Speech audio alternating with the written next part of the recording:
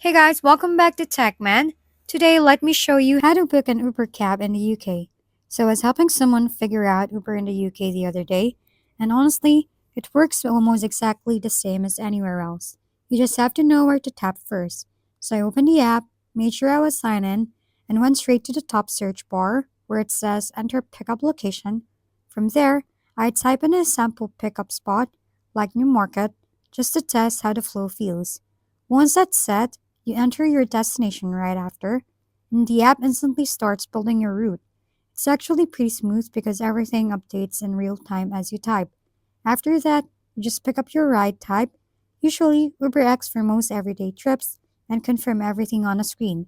Payment is already linked to your account, so you don't really have to think about cash or anything like that. And that's basically it. Booking the UK doesn't really feel different. It's more like the same app, just different streets and scenery. If we've been helpful, kindly give us a thumbs up and don't forget to hit the subscribe and bell button for more contents. For any questions and suggestions, comment down below.